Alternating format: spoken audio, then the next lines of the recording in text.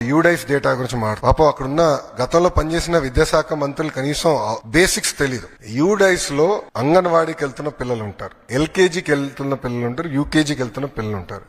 ఈ స్కీమ్ వాళ్ళకి వర్తించదు. నంబర్ 1. నంబర్ 2, గత ప్రభుత్వం GER గ్రాస్ ఎన్రోల్మెంట్ రేషియో చూపించేదానికి 18 సంవత్సరాల కన్నా ఎక్కువ వయసు ఉన్న వాళ్ళని తీసుకొచ్చి ఏకంగా ప్రభుత్వ పాఠశాలల్లో చదువుతున్నారని వాళ్ళని ఎన్రోల్ చేస్తాం జరిగింది. పక్క రాష్ట్రాల్లో చదువుతున్న పిల్లల్ని తీసుకొచ్చి ఆంధ్ర రాష్ట్రంలో చదువుతున్నారని చూపిస్తాం జరిగింది. విత్ ప్రూఫ్ నా దగ్గర ఉన్నాయన్ని. విద్యాశాఖ మంత్రిగా నేను వాస్తవాల దగ్గర ఉండాలి కనుక మొత్తం లిస్ట్, ఎందుకంటే ఇది డ్రాప్ బాక్స్ అని ఉంటుంది. అంటే ఈ పాఠశాలలో పిల్లలు ఉంటారు, ఈ పాఠశాల పిల్లలు మధ్యలో ఉంటారు, గాల్లో ఉంటారు పిల్లలు. డ్రాప్ బాక్స్ అంటారు అది ఐటీలో. ఈ వాళ్ళ సిస్టమ్ లో డ్రాప్ బాక్స్ ఉంటుంది, అక్కడ పెట్టి పెట్టేశారు. పిల్లలు ఎక్కడున్నారో మాకు తెలియదు. మొత్తం వెరిఫై చేస్తే దొంగ లెక్కలు ఉన్నాయని తేలినాయి. ఒక విద్యాశాఖ మంత్రికి అసలు ఎంతమంది పిల్లలు ప్రభుత్వ పాఠశాలలో చదువుతున్నారు తెలుసుకున్నాక నాకు 100 రోజులు పెట్టిందండి. 100 రోజులు పెట్టింది నాకు. అధికారులు అడిగితే సార్ మాకు నంబర్ క్లారిటీ లేదు సార్, గతంలో వీళ్ళు ఎట్లా నడిపించారో నాకు అర్థం అలా విద్యాశాఖ అంటే ఏదో లెక్కలున్నాయి, ఏదో నంబర్లు అని చెప్పి చేస్తాం కాదు. రెండోది, నిజంగానే వాళ్ళంత భావించుంటే వాళ్ళు ఎందుకు ఇవ్వలేదండి?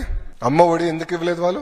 ఈ రోజు మేము ఇస్తున్నాం. అర్హులు ఎంతమంది ఉన్నారో వాళ్ళు ఇచ్చేదాకా మేము సిద్ధంగా ఉన్నాం. మొత్తం లిస్ట్ GSWS ముందర పెడతాను, బయట పెడతాను. లేదంటే ఎవరన్నా రాలేదనుకుంటే మన మిత్రకెళ్ళి ఎందుకు రాలేదో తెలుసుకోవచ్చు, కరెక్ట్ చేసిన మార్గం కూడా ఇస్తున్నాం. సో అర్హులు ఎంతమంది ఉన్నా ఇచ్చేదానికి కూటమి ప్రభుత్వం సిద్ధంగా ఉంది.